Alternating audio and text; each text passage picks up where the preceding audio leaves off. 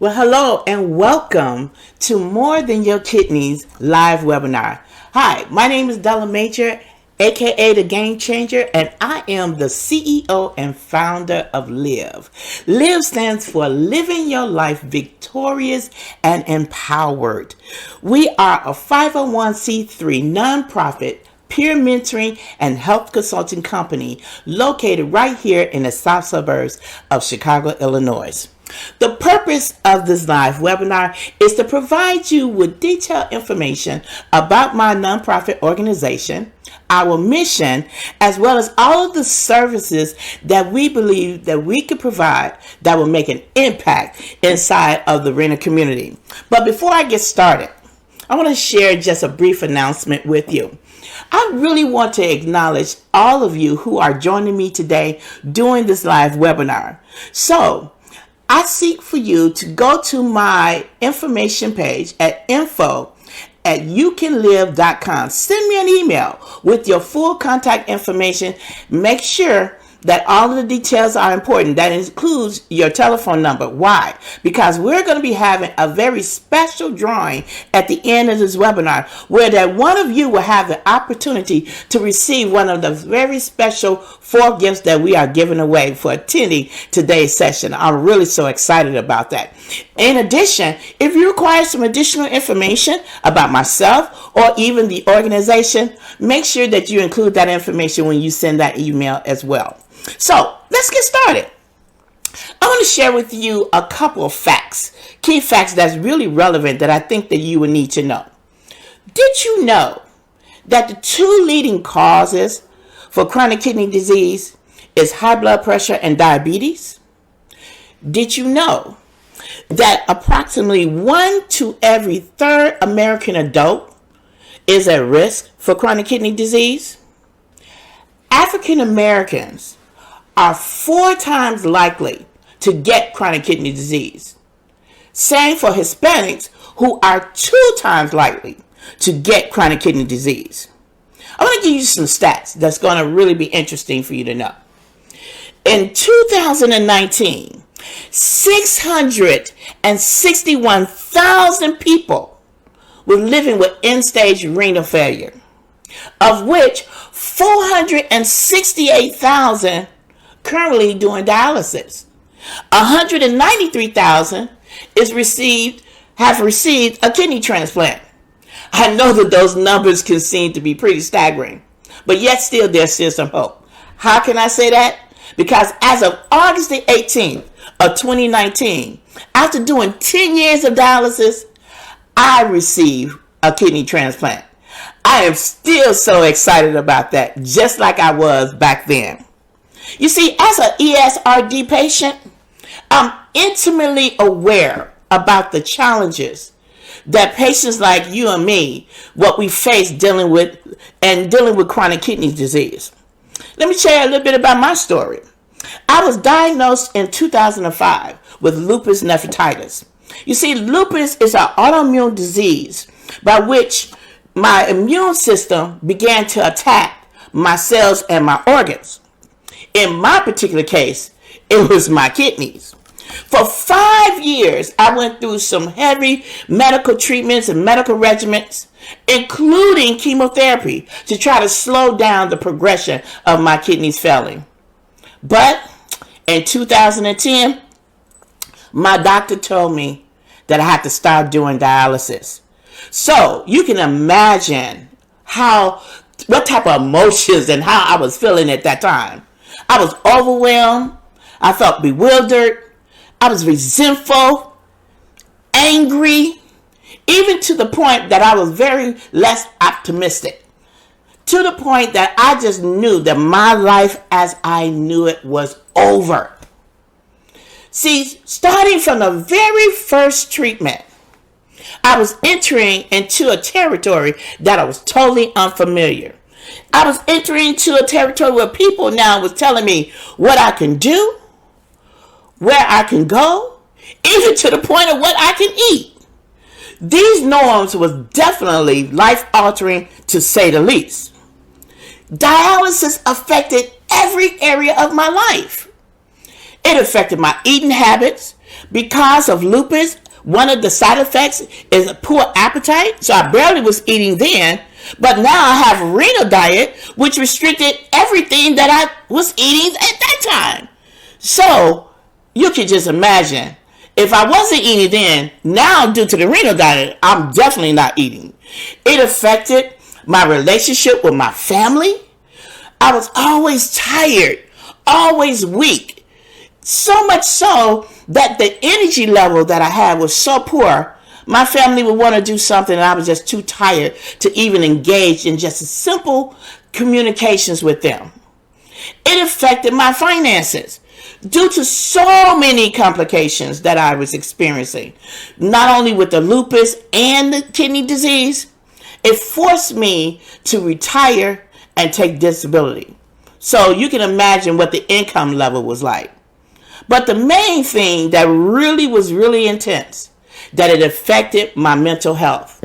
You see, when you're told that you have to start dialysis, I don't know what it was for me. The only word that I heard was that I was going to die, because dialysis for me was something like, what? No. The dialysis treatment was not only, like I said before, overwhelming and bewildering. I was so depressed so much to the point I became very suicidal. I was suicidal in my thoughts. I didn't want to live anymore. I felt that the way of my life that I used to live was completely over. So I would say to myself, why am I still here? What's the purpose of me living if this is all that I had to look for? So while I was in my woe is me mindset, it suddenly changed due to this one testimony I'm about to share. 2 seats down from me was another fellow patient. She was a much older patient, but suddenly she cried out during her dialysis treatment, and she said, Lord, I'm tired of this. Take my life because I can't do it anymore. You see, she said out loud what I was feeling on the inside. But see, something happened. That wall of despair broke, and then the faith that I had on the inside began to rise up, and I got mad, and that was my fighting marching orders, and I decided I wanted to fight. I decided at that time that I was going to live. That's right. I was going to live my life victorious and empowered. No longer was I going to allow dialysis to control me. I was going to control it. You see, when you're told that you have to do this treatment, everything that you know of, everything that you believed in seemed to go out the door. And so your mindset really was not focusing on living. Your mindset began to focus on what? On dying. No more. I began to focus instantly on making that transition and taking back my control. I want to show you something. In the dialysis facilities, this little gadget, in medical term, is called a dialyzer. But us patients knows this very well. This is my artificial kidney. And for 10 years, I sat at a machine where they took blood out of me and filtered it through this small little gadget, through these little threads that's in here, to clean out the toxin and remove all the waste and the fluid. And this is what they said that I had to look forward to for 3 days out of the week. For 10 years, for 4 hours sitting in the chair. You know what? I looked at this kidney and I said, no more. This was not going to be my life.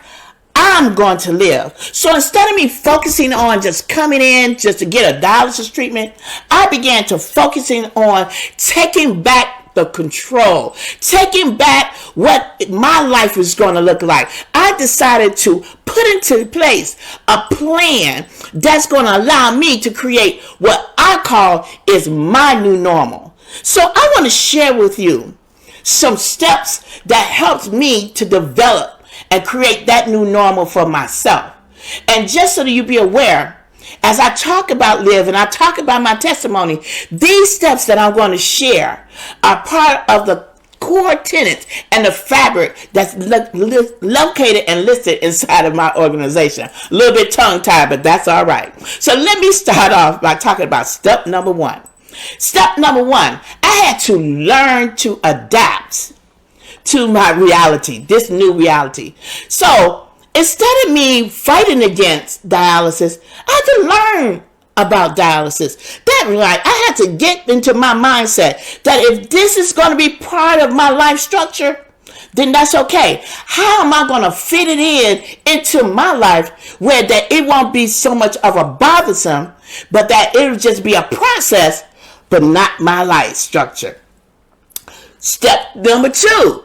That's where it came into play that I realized that I had to do my own research. I had to advocate for myself. You see, as patients, we rely so much on someone else to tell us about what's going on, about the process, about what is happening to us. But you know, that information is not so readily available, so I had to learn how to go out and advocate for myself. Speak up, do my own research, implement that plan and that policy where I can figure out how I was going to use this process, yet still live and still be who I was even before dialysis. That's leading up into step number three. I had to learn about the different treatment options. You see, that information was not shared when I did my orientation. That information was not shared when I started dialysis. No one told me that outside of in-center that I could have started home treatment, that I could have actually did nocturnal hours. I could even had peritoneal dialysis. See, all of these terminologies that I'm giving to you, that was not shared with me. So when I did my own research, that's when I began to learn about these different treatment options. Learning these different treatment options allowed me to put into place which option that's going to really be best for me. And I'm telling you, if you know of anyone that's doing dialysis, even if it's not you, this is something key and important to share to them. Step number four. Instead of me going against my treatment plan, I had to get involved. I had to ask questions. You see, when I started, everybody was telling me what my plan of care was going to be. They said my goals. They told me what it was going to be. But I'm like, I began to take back my power. I got involved. What did I do? I told them what my goals was going to be, what I anticipated, what kind of way I wanted to live my life. And then instead of me waiting for them to ask me questions, I began to ask them questions. The questions they never thought a person would ask. Yeah, that's what happens when you begin to take control. Get involved. Get active. Don't allow somebody to tell you how your life is going to be. You tell them how you're going to choose to live. Ask those questions. No question is a dumb question. Step number 5. You guys know I told you just before, my eating habits was very poor already because of the lupus. But because of the renal diet, things that I decided to eat, I just got to the point I wasn't eating at all. But I realized that was not helping me. That was hurting me. So I had to begin to put into place a plan where I established what? Good eating habits. So that means I worked with my dietitian. I worked with a nutritionist to try to figure out ways that I can make my food fun, make my food good, to the point where instead of me not eating, I was enjoying what I was having. Step number 6, I had to get active. Yes, I was a dancer. I love to dance. I love to give God praise. I'm telling you, I was just tearing up the floor at church. But then when I started dialysis, I barely even wanted to function. But I realized not being active was not helping me. It was making me extra tired, extra weak. So I had to develop an exercise or an activity regimen that was going to get me moving. So it is important for you to move. It's important for you to create that time and that space where you're doing something. Hey, I know I love to dance. That's my hobby. Even if you have a hobby where you like to crochet, whatever it is, get moving. You need to be active. But step number 7 is the important one that I want to share with you. join a support group. You know, when you're told that you're about to start dialysis, like I said, the only thing that comes to your mind is you thinking you're dying. You're going to die, and that you're the only one that's going through this. And everything that you're going through, you're just doing it by yourself. No one understands you. But I'm here to tell you, you are not alone. I'm telling you, it's something when you get into a room, a support group of people who not only identifies with what you're doing and what you're going through, but then they empower you. Come on now. They empower you to be able to say, you shall live and not die. Get into a support group. If you're not, we're going to be talking about my support group that we're going to be having every month, every third Sunday, right here on this web page. We're going to have our own virtual support group. And I hope that you will join us, because I'm telling you, when you get around people who understand you, that gives you that strength, that gives you the encouragement, and that also do what? Yes, give you the empowerment to live. Live your life victorious and empowered. You see, living with renal failure doesn't mean that it's the end, but instead, it is the beginning of new hope. I have a motto for myself, that my will to live is stronger than this disease. I made a decision to be the change that I wanted to see. You see, I was at my facility, and there's a lot of people who basically would just come in and just do their treatment and they go home. But they came in sad, they came in weak, and they left the same way. I said, not so. Instead of me talking about it, I decided to be about it. How I decided to do that is I became a patient rep.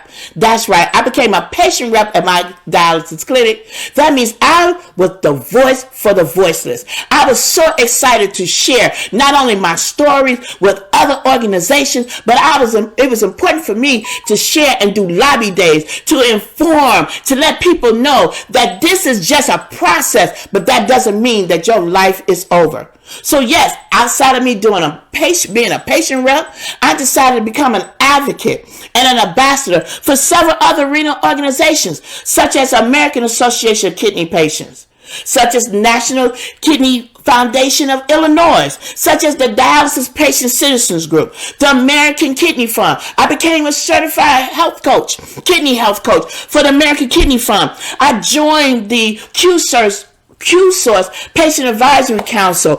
I'm on the medical review board for the Q-Source Network 10 area, plus a whole lot more. It's many more that I can share. So yes, my life passion is empowerment. Like my life passion is educating others, informing them, keeping them informed, letting them know, look, you can survive. Not just survive, but you can thrive. You know, as an educator, I always believe that knowledge is power, because when you have knowledge, I believe that a well-informed patient is a healthy patient. That lets you know that you can do things, that when you got the tools that's necessary, you know what to do. That allows you to be able to get out and thrive, not just do a regimen, not just do a treatment, not just focusing on just doing 3 days a week, 4 hours in a chair, but doing things that's going to create such a normal where it's just a process, but it's not interfering with what your life structure is going to be. You see, that is the passion that empowered me to empower my peers and their family members. That was the launching pad that God placed in me to birth L.Y.V.E. And remember, I told you before, L.Y.V.E stands for living your life victorious and empowered. You see, we are a grassroots organization created to give voice to the voiceless, you know, to bring light to all of the disparities, health disparities and inequities that's existing within minority communities and low income areas. You know, basically what we do is empower patients, their family members that live with chronic kidney disease, that is dealing with end-stage renal disease, that's dealing with dialysis and transplantation. Pretty much, we're making sure that the patient's voice is up front and center for patients, by a patient. That is what L.Y.V.E is all about. So some of the services that we offer is patient engagement counseling with healthcare organizations and healthcare professionals. We offer chronic kidney disease and ESRD prevention educational workshops, patient-to-patient pre-dialysis information consultation, transplantation information workshop, legislation advocacy, our monthly renal support group, quarterly kidney and diabetes screening, because I partner with with National Kidney Foundation of Illinois Kidney Mobile. I'm starting my own virtual kidney health coach session. We have our kidney survival one-on-one seminars, plus as well our patient-to-patient dietary compliance. All of these services are available unto you. Yes, and they're free. Why? Because I believe strongly that through education, empowerment, and advocacy, we can promote the lives of the patient, making sure that their patient's voice, their patient-centered care, and their support is right there, where they know that there is someone out here that is definitely advocating, but at the same time providing that educational tool that's necessarily needed. You know, I shared a lot already with you, but like I said, what makes us so unique? I told you, I'm an educator. I have over 25 years of experience as an educator and a trainer.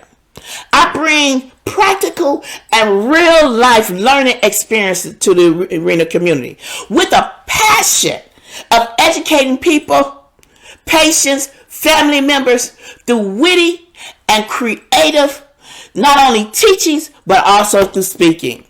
The goal is to ignite and empower patients just like myself and their family members of all ages and of all culture.